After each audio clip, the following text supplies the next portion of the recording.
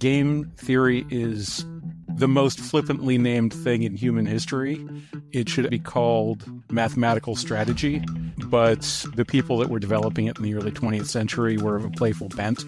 Already living in a world where most of the most consequential decisions that guide your life are effectively just machines creating noise. When the way that you solve problems becomes the problem you're having, you have a problem. Right now, the world's spending trillions of dollars on systems that don't really function anymore. I can fix that.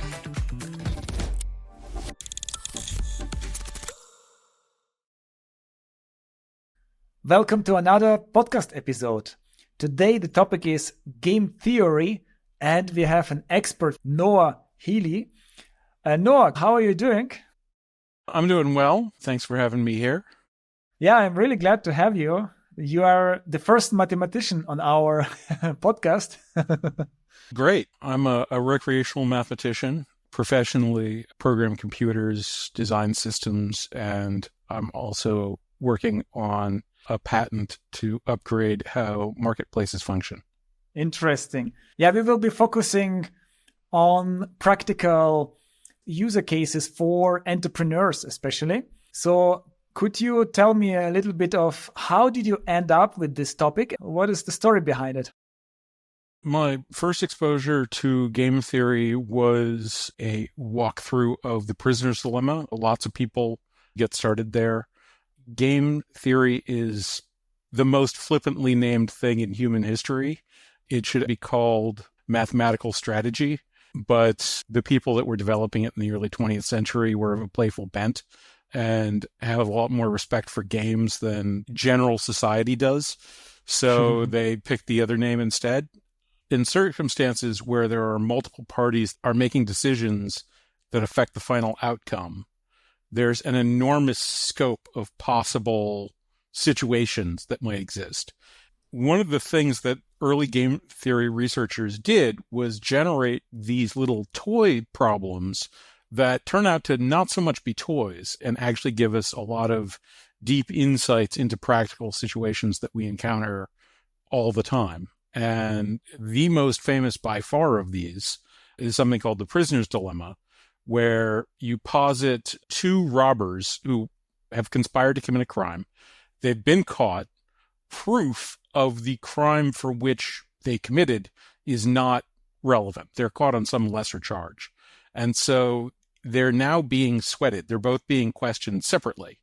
And each one of them can choose to betray the conspiracy or to keep quiet. If they both keep quiet, they'll both have to eat this small charge, but get away with their larger crime. If they both confess, then they will both be punished for this larger crime. But if one of them confesses and the other one doesn't, the one that confesses will actually get the lightest possible punishment, and the other one will get the heaviest possible punishment. And so what this structure does is it offers each a binary choice. They can remain faithful or betray.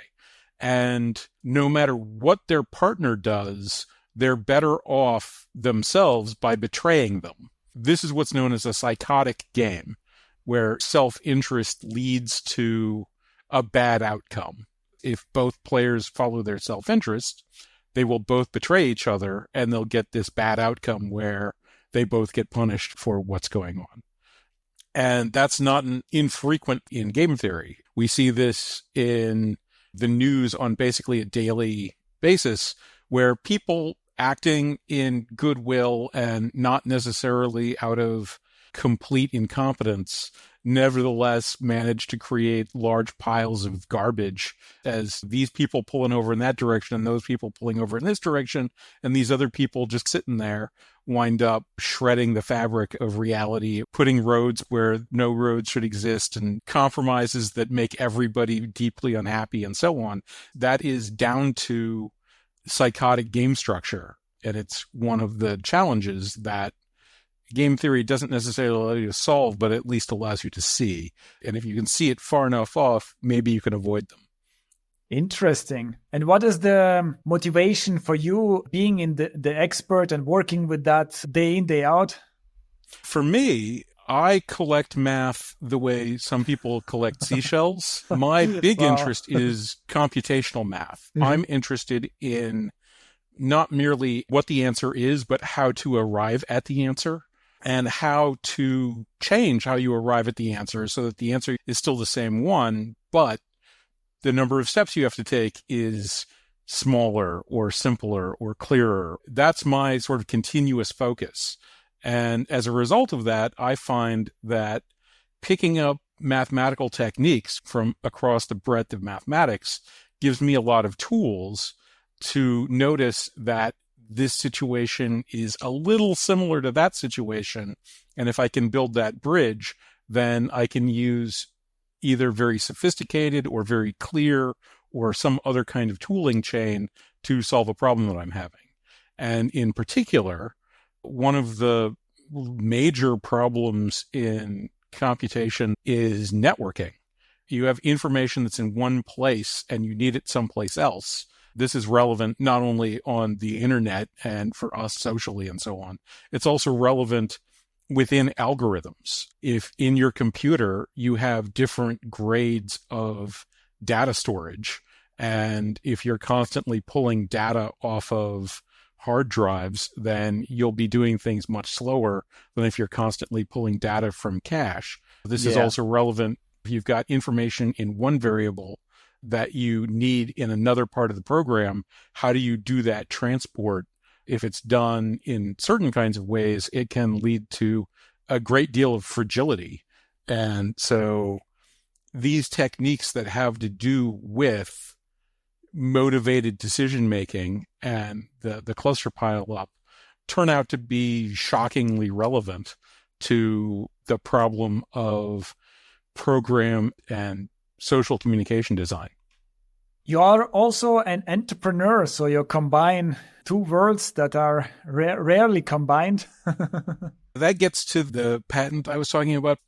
I was working on finding collaboration on a network. Increasingly, at this point, the vast majority of information that is produced by the human species is being produced by machines.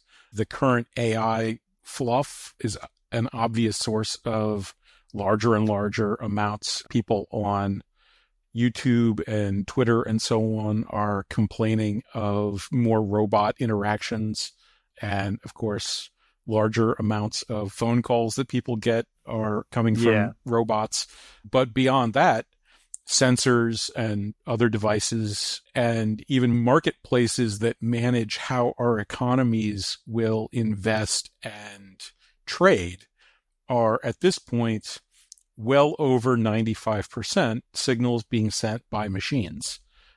So we are already living in a world where most of the most consequential decisions that guide your life are effectively just machines creating noise.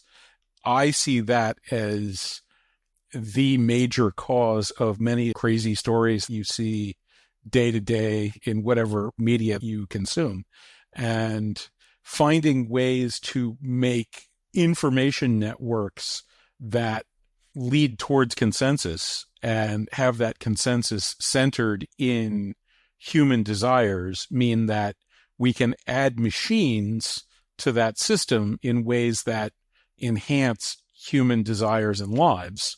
And if we keep going with what we have, which are systems that don't have that property, as we add machines to them, we will find that those systems are providing lifestyles that are less and less useful to human beings, which is exactly what's been happening for the last half century or so.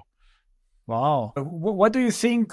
Where is this development going? What is your prediction with all this AI? It looks like sometimes AI is talking with AI on Twitter, commenting each other. That's exactly what's happening.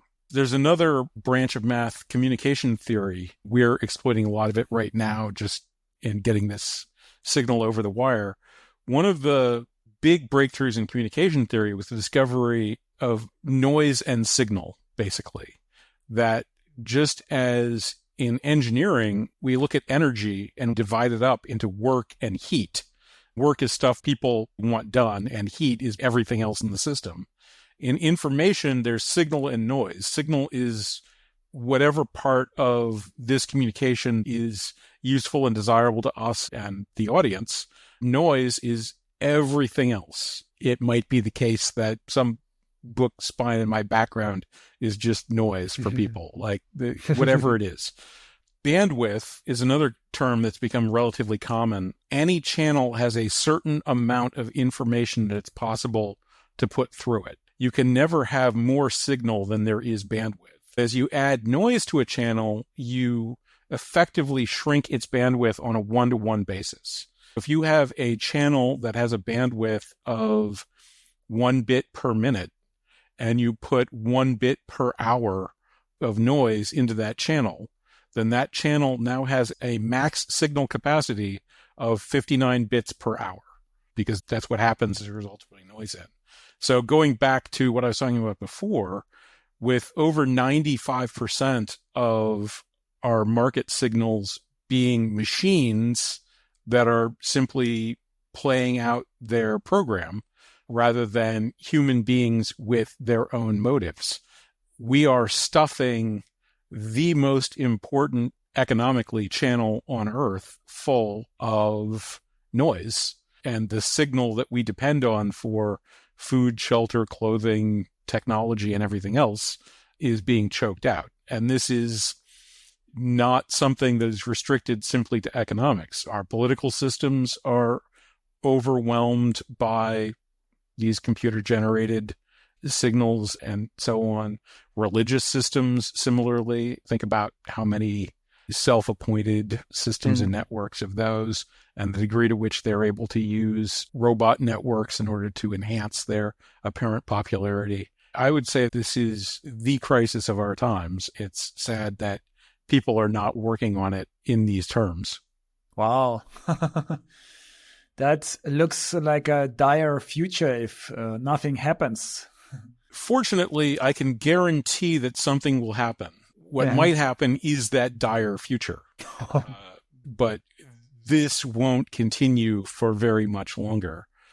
One of my formulations, when the way that you solve problems becomes the problem you're having, you have a problem. And this is something we have seen many times throughout history.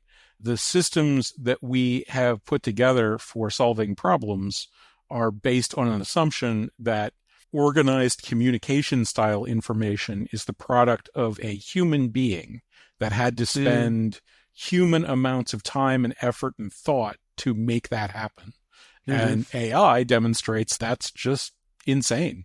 It is now possible to produce, I don't really know what the hypothetical upper end throughput of the large companies are, but I would be unsurprised if they could produce more total bit stream than all human beings combined do at this point. Yeah, it's also like quantity, but not necessarily quality of the information, isn't it?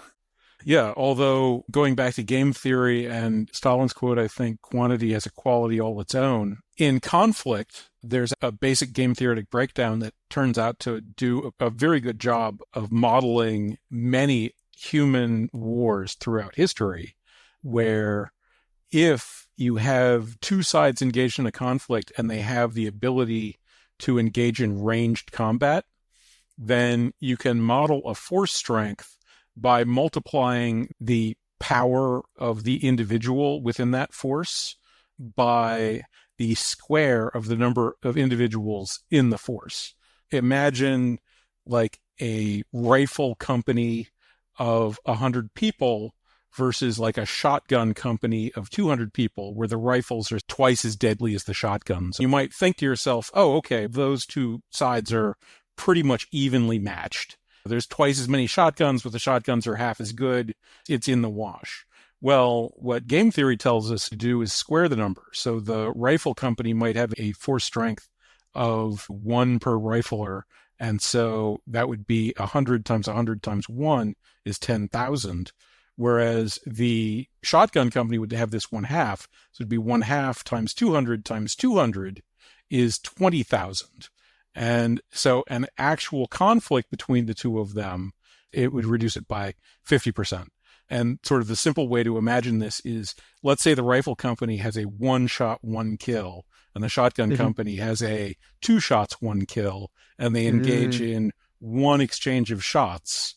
Well, the rifle company kills 100 people in the shotgun company. The shotgun company kills 100 people in the rifle company. Round 2, oops, there's no rifle company anymore. Just 100 people left from the shotgun company. Yeah. Fight's over. That's a game theory attrition. When you're iterating, surprising things can happen. This is another thing that appears in game theory. When you solve for problems, what you find are what are called the Nash equilibria, and you can find these new positions. Where my system insight comes from is that the Nash equilibria positions are based on the players in the game and what motives they have.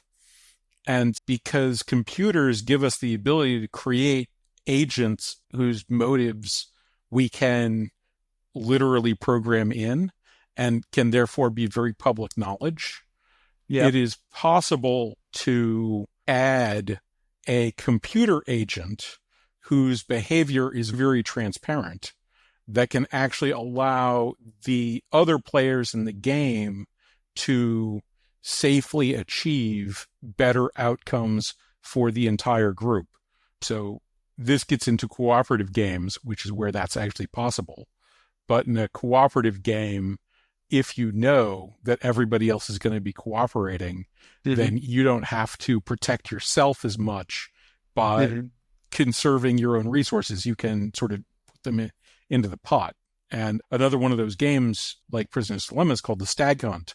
Imagine a couple of guys, and they're either going to go hunting stags or hunting rabbits. But again, for bizarre reasons, they're going to do this independently. If they hunt rabbits, then whoever hunts rabbits catches a rabbit and eats for the day. If you hunt a stag and the other person also chooses to hunt a stag, then you catch a stag and you both eat for a week. So you're way better off going for stag hunting unless the other guy isn't going to do it. And so in situations where group investment can lead to higher degrees of group outcome, which things like investing in public works for sanitation and transport are common examples, then having a situation in which you know that that's what your money and resources are actually going towards makes it easier to devote the appropriate resources to that problem. So I have 2 questions. The first one, for entrepreneurs who are not experts in mathematics, how can they use game theory? And the second question, let's start with the first question. Sure. Some of the most sophisticated tools for solving game theory problems are publicly available quite inexpensively. Spreadsheets have optimization where you can build tables or just a set of cells and run optimization things on them, which will basically set a value in order to get other values to maximize, minimize, or do something else you want. Those tools are the tools that solve game theory problems. That comes out of operations research. Operations research has to do with planning, so figuring out where to distribute resources. In game theory, we can model a game as possible decisions that you can make, and that works exactly the same as resources of like how much concrete versus wood you want to build something with, things like that. And the same optimization strategies will tell you how you should send trucks across the city, will tell you what mix of times you should be harsh or fair or whatever in a game theoretic situation. So the computational end is something that you basically already have access to if you can hear this because you already have a computer. The second thing is that the process of getting that tooled up has a lot more social aspect to it. It's of practical importance and doesn't require any computer support at all.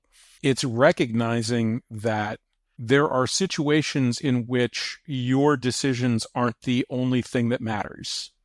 If a situation and basically every customer interaction involves at least one person that doesn't work for your company making a decision that's relevant to how your company works. If a situation is actually being influenced by multiple agents with their own motives, going through the exercise of working out what kinds of agents and what kinds of motives there are can create a lot of clarity for you in working out what the trade-offs and drawbacks of various things that you might actually choose to do are. That is an exercise that can be carried out just as sort of a business introspection, if you will. And just like meditating or prayer or planning can be of aid to you individually, taking this broader view and breaking down these things is, many of these things are already classic parts of your marketing funnel, your sales process, and so on. You're already doing these things without understanding that what you are in fact engaging in is game theory. And by taking that the next step and putting it into some numbers, some rough numbers perhaps, then this very powerful machinery becomes available to give you a better picture of what might be going on. And at the very advanced case, if you wind up in positions like I am, it may be possible to come up with transformative changes that could affect you and other businesses as well. So correct me if I'm wrong. I try to explain it in my words, the game theory. You have different scenarios. For example, the person A reacts this way or other way. And you can maybe write every possible scenario out, maybe in Excel spreadsheet, and you say, okay, here the person reacts that way, here the next person reacts that way, and I have this outcome. And then you have maybe 100 or 20 or 50 outcomes and scenarios. It gives you a better perspective. The classic way to do this, in fact, is for two players to have the choices of one player go across and the choices of the other player to go down. And then at each intersection point, you basically put in what outcome the first player will get and what outcome the second player will get. That matrix structure has a well-known approach called the simplex algorithm. There's some other more sophisticated things, but simplex is built into everything. For problems on scales that human beings will generally encounter, it's really good. And it will basically just tell you what percentage of the time you should pursue these various choices on your side, and what percentage of the time other people should pursue the choices on their side, and what sorts of sensitivities exist if other players are playing suboptimally. And so that can give you a very clear picture into what's going on. That's also one of the weird things. People generally like to think in terms of pure strategies. It's like, I'm going to figure out what the best thing to do is. I'm going to do the best thing. In many cases, particularly when there's sort of a wild, chaotic influx of stuff, what you actually want is some probabilistic mix of pure strategies. And the simplest game to understand this is rock, paper, scissors. If your opponent is merely playing randomly, which is the strongest strategy that is available in rock, paper, scissors, then every strategy you engage in will have the same outcome. If I'm an optimal player and I'm playing 1/3 rock, 1/3 paper, 1/3 scissors, you could just play rock and win 1/3 of the time, you'll tie 1/3 of the time, and you lose 1/3 of the time. Anything else you do will also result in that. At that point, you could engage in a pure strategy, and because the other players are optimal, it doesn't matter for you. But if you decide on some pure strategy and I notice and start exploiting you and just throw in nothing but paper, and you're just blithely, rock's been doing it for me, bad luck runs can happen, you could go very, very behind the 8 ball with this kind of situation. And there's a lot of circumstances where people have engaged in some idea where it's, we're going to do X, and you do X for a while, and the world changes because that's what the world does. And you should have been doing a mix of X, Y, and Z. Maybe you should have been doing X 80% of the time, but you should have a little bit of the mix, and it becomes poker and not tic-tac-toe, where if you're playing poker at a high level, you have to bluff. You can't bluff all the time, but you have to bluff. If people know betting means you're going to win, they'll fold. And you won't make any money when you do get good cards. And you obviously won't make any money when you don't get good cards. And you'll eventually just get ground down by the vicissitudes of chance. That's where it becomes practically useful. Let's jump into practical application for entrepreneurs. What would you say is one of the most effective ways to where entrepreneurs can use game theory? Again, sales and marketing, but if you're getting bigger, it's also key for company management. Labor disputes are something that happens particularly at large scale. In my country, historically, labor disputes have been pretty contentious. There are quite literal wars that have been fought over that. In the aftermath of World War II, Japan very nearly shut down on a strike, and decisions were made to effectively incorporate labor dispute into management as how things were going, structuring things around. In Germany, that approach was also what was taken. That has its own flaws, and we are seeing them today because we have not been as good at actually planning for the future. There was some dependency on markets to continue to function and provide sane advice and knowledge. And of course, as I pointed out earlier, they've stopped doing that. If you have cooperative relationships, you and your customers should be mutually benefiting. Yeah. You and your employees should be mutually benefiting. Your customers and your employees should be mutually benefiting. By working out this sort of web structure and incorporating that into the choices and behaviors, you will find one of the terms is nudges.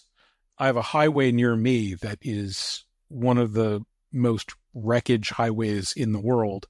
Massive fogs roll in every once in a while. And when that happens, you can't see anything. So that particular stretch of highway has a lot of features. And one of the really trivial ones is that the lines, both the dividing lines of the things, but also the edge lines of the highway, have little plastic bumps on them so that if your wheel is going over the line, your car vibrates. That's because you might not see the road when driving on it.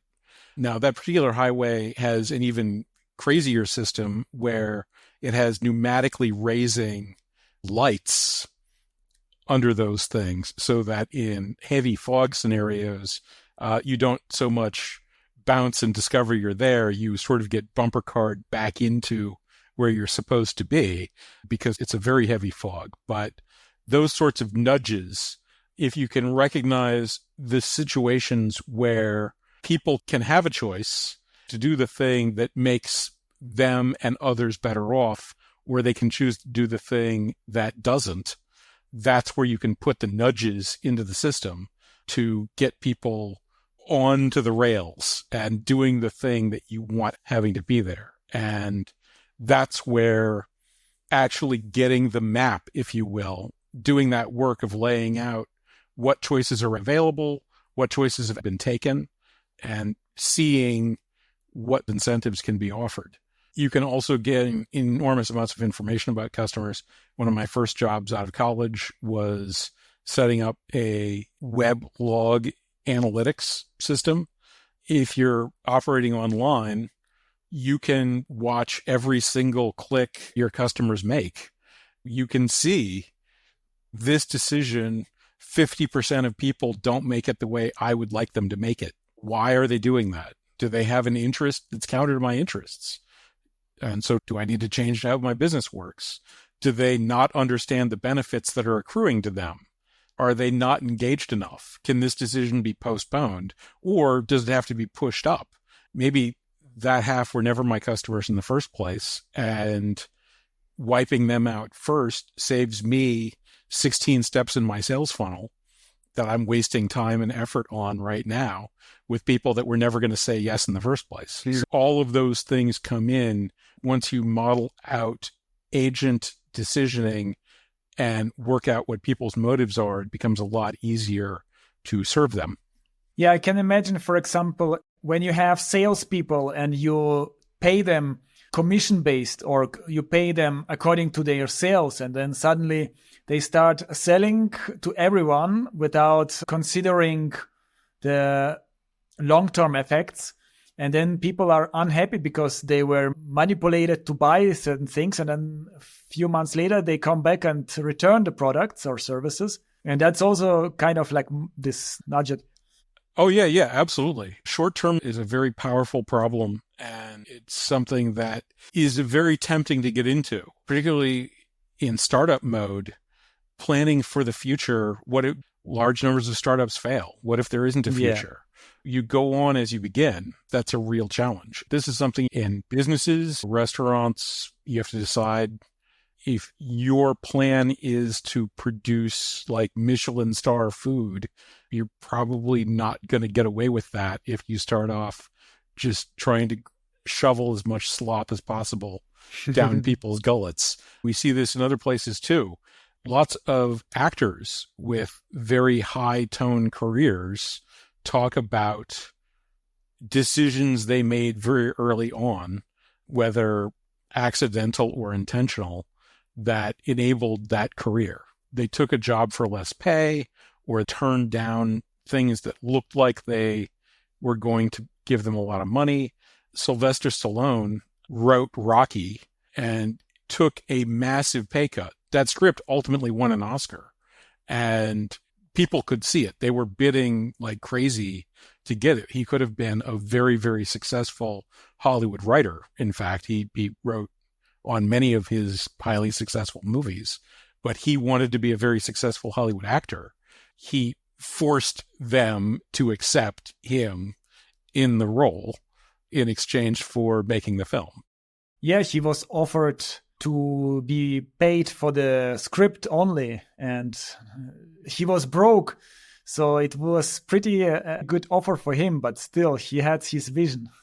He jokes about it now, that it was incredibly bad casting, that other actors could have filled the role better than he could. He was still learning how to do it, but the writer insisted, so he got the job. Do you personally use game theory for your decision making?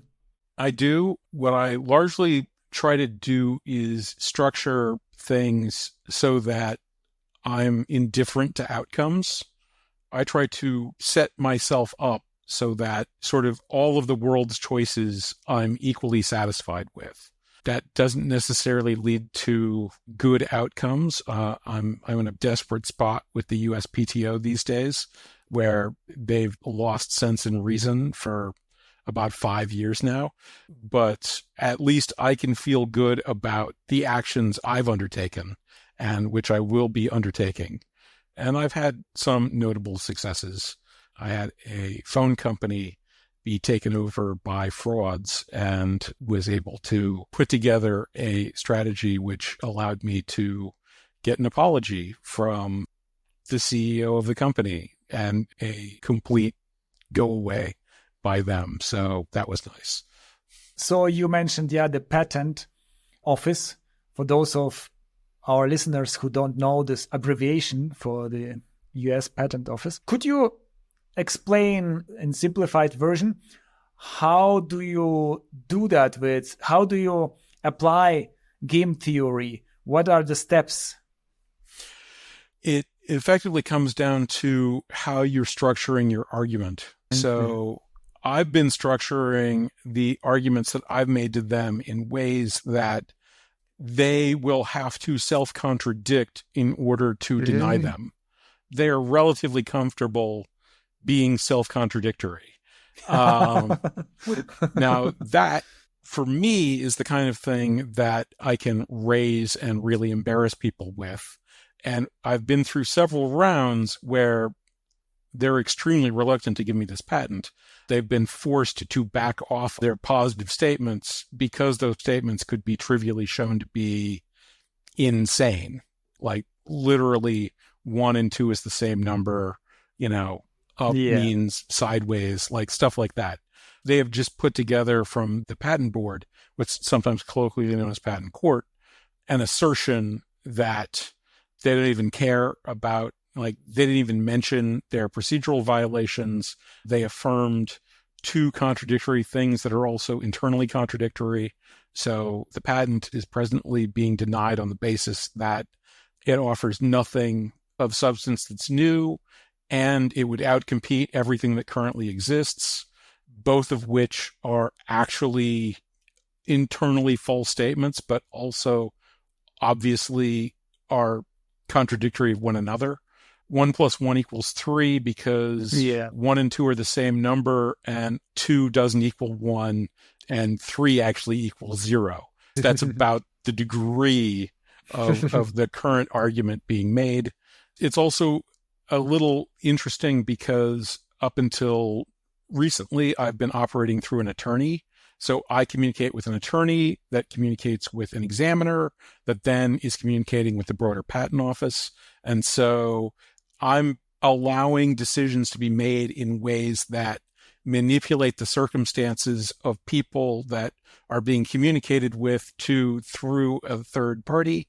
And so that gets complicated. And that's why I've basically set myself on this particular system. It's not working out very well so far, but we'll see whether or not my current crop of interlocutors are embarrassable for being this transparently non-insane.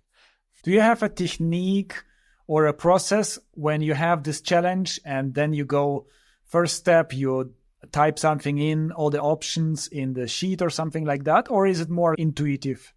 I've been doing this for a while. There's a certain intuition, but I do have a process I call the game matrix for trying to wrap your head around a situation. It has a lot of overlaps with, as I said, sales, marketing, ideas, and so on. The notion is to create a list, or actually the story matrix, create a list of the agents, the kinds of roles that are involved in the situation that you are going to care about. Customers, salespeople, whoever. And then sort of work out what they have now and what their heroic story, what do they want? What's the better world they'd like to get to? And work out what their current story is. What are they getting right now? Ideally, when you get done, you're already awesome, and everybody's sort of heroic story and current story are identical. In practical reality, what you're going to discover is that there's a lot of misses. And so the challenge at that point becomes, what can you change about the relationships and the decisions that are available that allow people to move towards that better outcome? And who do you care about and who don't you care about? So once I've got sort of everybody listed and what they are, I've got 3 grades: green, yellow, red. Green are the people that I care about, basically, and what you would care about is the system. They're the people whose actions are creating a functioning system. If there's green people that don't want to play the game, then you're dead. Then there's the yellow people. Yellow are fine. If they're helpful, it's great. If they're harmful, you got to get rid of them. And so for the yellow stories, if their story's bad, you did the best you could. And then there's the red stories. So this would be like criminals. If you've got a storefront or a restaurant, some people would like to come in, partake of your services and goods, and then leave without paying, or insult or assault your user. You got to get, like, they can't have what they want if the system's going to work.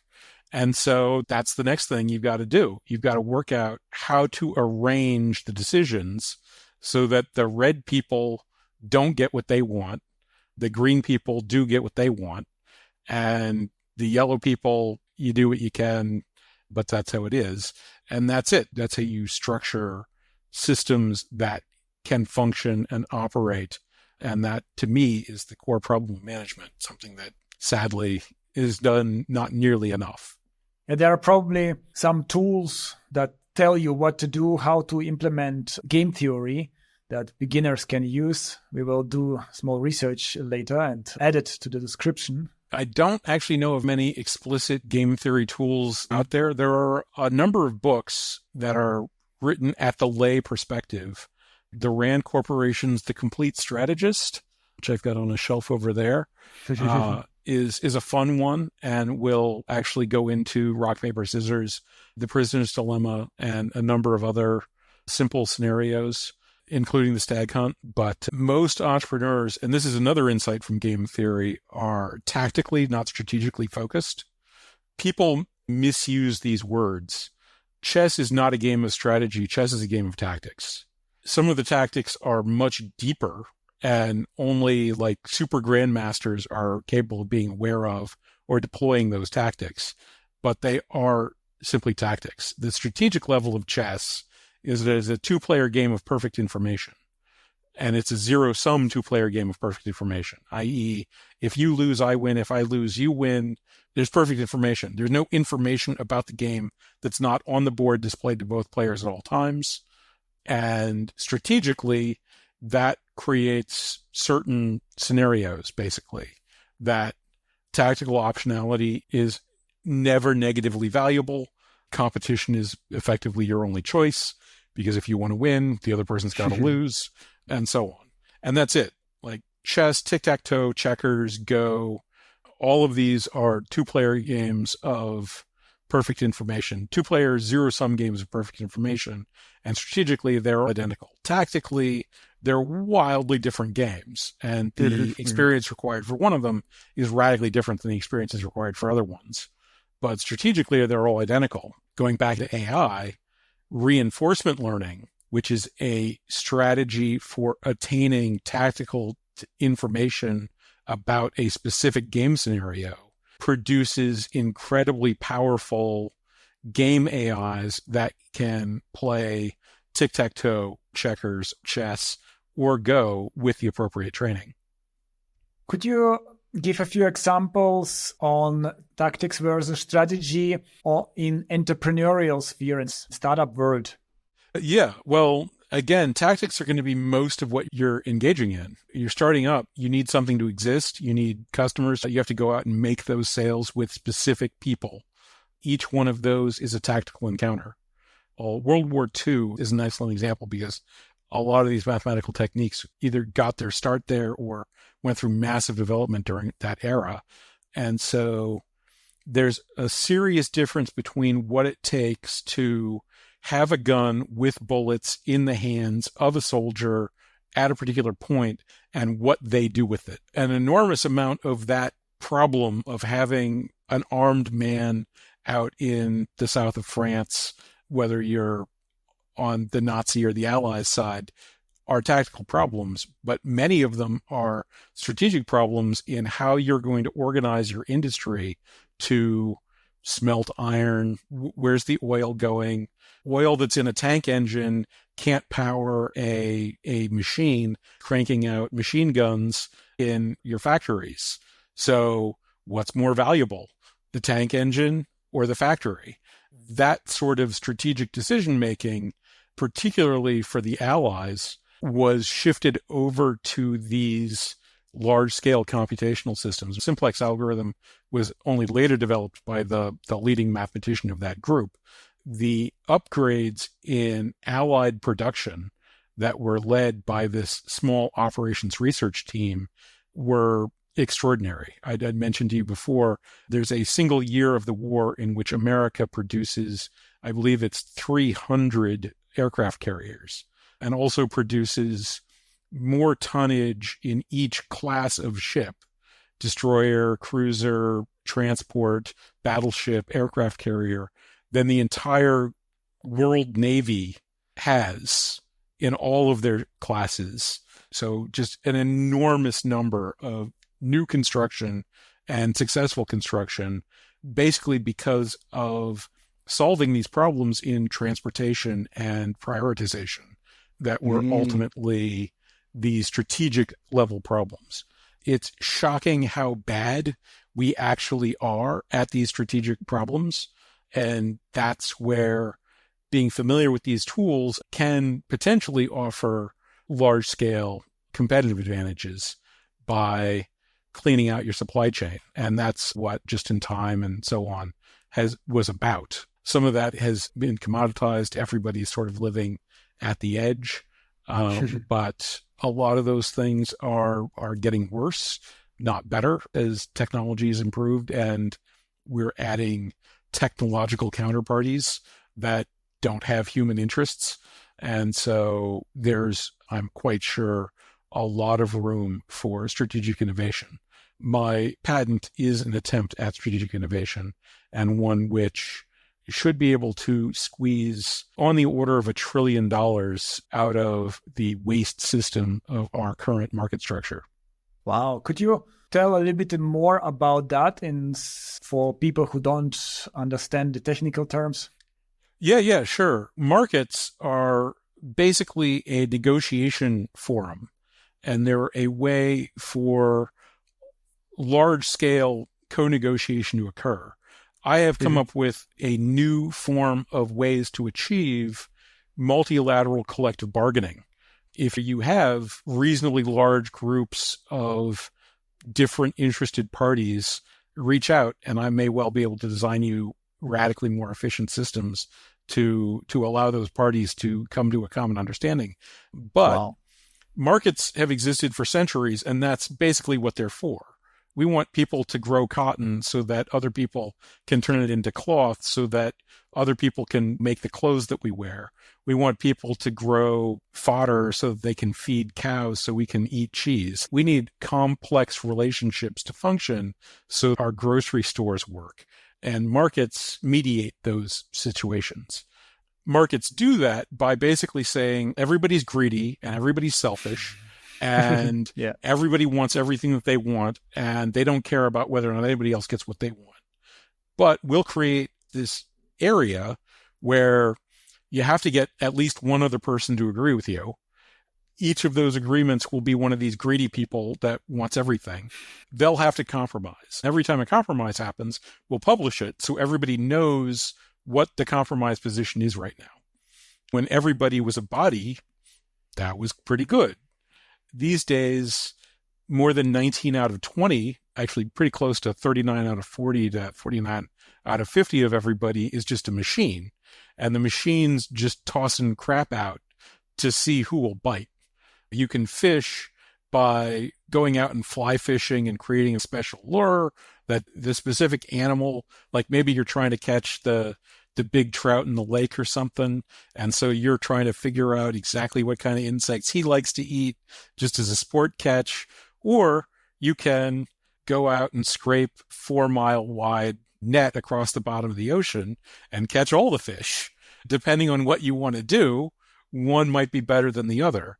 If you're having a fly fishing competition and somebody shows up with a 4-foot wide net, Big Willie's getting caught by him.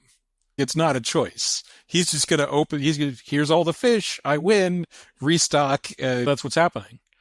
And what we've seen over the last third to half century, our financial system is becoming more expensive and our economic situations are becoming less stable. That's not a coincidence. The less stable your economy is, the more expensive it is to have a financial system. And the thing that used to cause our financial system to stabilize our economy broke when we decided that we would change from most of the financial system being people to most of the financial system being computers. That's going to keep happening. Right now, the world's spending trillions of dollars on systems that don't really function anymore. I can fix that. Wow. That would be amazing. It seems like the society wanted to make it more efficient with those technologies, but we achieved the exactly opposite. Again, it comes down to information can be signal or noise. And so if you're just measuring information, it can just be noise, and that chokes the channel rather than enhancing it.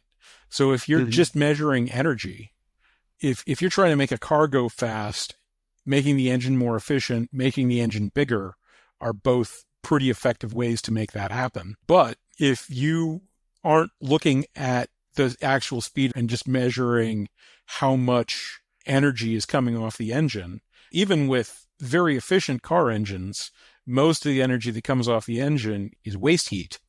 And it's real easy to burn more fuel faster. You could just set up explosive chambers. The car wouldn't move at all. It would kill everybody in a 50-foot radius. But you can burn all the fuel that a car at Le Mans will use up over 24 hours in less than a quarter of a second if you want to. Now, it ain't going to move a car any kind of reasonable distance if you do it that way. But if you're measuring energy output, you could set off a nuclear weapon and be like, look, this is the best engine that's ever existed, and irradiate a 1 mile radius. So that's basically what's going on, is we have confused signal and noise. We've cranked up noise to a society-crushing degree, and we're pretending like it's still signal. Yeah, it's also like with GDP and also stock prices. Oftentimes we compare countries and companies according to GDP or stock prices, and it's not everything, isn't it? Yeah, well, and it's showing its cracks. For example, Boeing is much in the news for being incompetent and now admittedly criminal. They were basically one of two major aircraft manufacturers on Earth for decades. They have a space capsule that apparently can't return to Earth, and a couple of people checking out helium leaks for 50 days of an 8-day mission so far. 52 now. That's crazy. That didn't just happen last week. They didn't go in and break that capsule 2 months ago. They've been making decisions for decades that meant they could no longer meet the minimum quality standards required to be the company that they are, to be in the business of selling the products that they sell. And over that time frame, their stock price has gone totally bananas, because that's what management was focused on, was buybacks, options, different kinds of pretty printing of their portfolio to make the stock price go up. Why put up with that? Why shouldn't the market have understood they were abandoning the competencies and capacities that made their company worth anything in the first place, and simply priced that in and just said, yeah, this company is criminals attempting to murder people to steal money from the stock market. Why give it to them? But it didn't. It gave it to them. So what is the problem in this case? Is it the whole system with stock exchange? Is it wrong? Or because the stock investors don't have enough information? Or is it just because everyone is too greedy? I think John Adams said that if men were angels, government would be unnecessary. People aren't the best in mass particular. That's an issue. But the big issue is we don't have a good mechanism in our existing markets to think about the future. That's why markets are prone to sudden crashes and unknown term bubbles. While humans acting on their own account, in their own interest against other people, brought a certain amount of future perspective to those marketplaces, computers bring none of that. And so the market dynamics have shifted entirely to the tactical problem of how to extract money within the marketplace. And that has diminished their actual capacity to provide this long-termism, planism that used to be resident, that was the result of non-garbage going in and non-garbage coming out. We've removed most of that human perspective. Now, it is garbage in, garbage out. We're not going to get rid of the computers unless Boeing-like incapacities like this CrowdStrike thing mean that we just can't have functioning civilization anymore. We need more powerful market mechanisms that enforce this time perspective as an intrinsic part of the information that the market is collecting, collating, and transmitting. So you think the government needs to do something to create new rules? No, in fact, the rules that exist and the rules that are on the drawing board all assume that markets actually work, and that's just false. What is necessary is the innovation of new kinds of systems that are actually capable of working with the technology we have. Governments could step in and launch the pilots of these systems if there are governments that are interested in being in charge of countries that have economies. There are no governments that presently have declared that interest as present. Should anybody get a legitimate government, that would be a thing that they might do. I'm working with people around the world to try to launch markets that incorporate my technology under an open source license that exists outside of this country. And I am still working to try to get a patent so that people would be able to license within this country under patent protection to try to get pilots going. But just like you can't run freight trains over a footbridge, we cannot run internet computer communication over a system that was developed before the Renaissance started. The assumptions that are built into our market systems are out of date with the technology that we have. And if we do not build systems that are up to date with the technology that we have, then we will lose both the systems that we have and the technology, because we're just lying to ourselves like a fat man with a broken scale. That doesn't work out very well. Who could be interested in your solutions? Government, entrepreneurs? Yeah. So what my solution does is reorient the marketplace towards the interests of the producers, consumers, operators, and informed negotiators. Those are my greens in the story matrix. The goal of a functioning commodity market is to have large numbers of people making stuff so that a point mistake, bad weather event, laziness, sudden death in the family doesn't actually change the production in any serious way.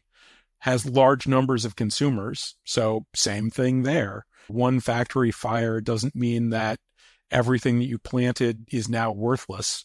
Provides a mechanism for people with relevant information to provide that relevant information in ways that are helpful to themselves.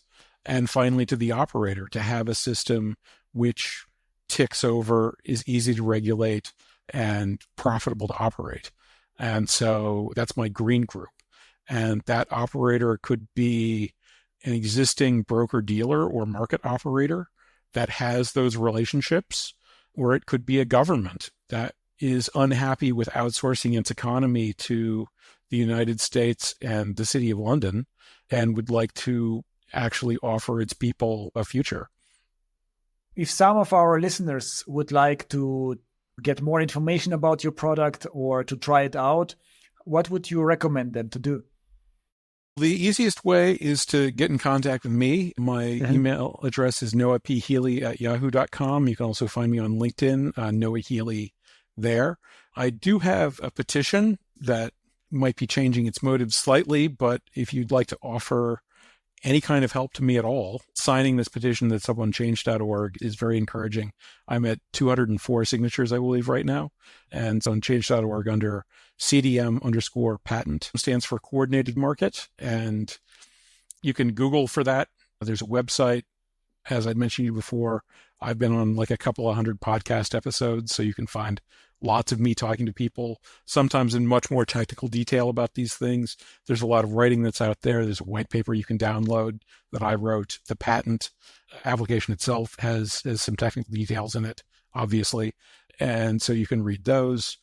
Also, going back again to AI, the AIs that I've checked, if you ask them about coordinated discovery markets, will either just tell you about my project because nobody else uses those words in that order, or with a little bit of prompting, perhaps mentioning my name, will tell you about my project because I've been doing this for long enough that, and I explicitly chose a name that didn't already exist, that those systems have been trained to understand that those words in that order mean what I say they mean. Awesome. Interesting. Thank you very much for being a guest on this podcast. Well, yeah, thanks for having me here. This was great. Yeah, I enjoyed it. And yeah, bye bye. Have a nice day.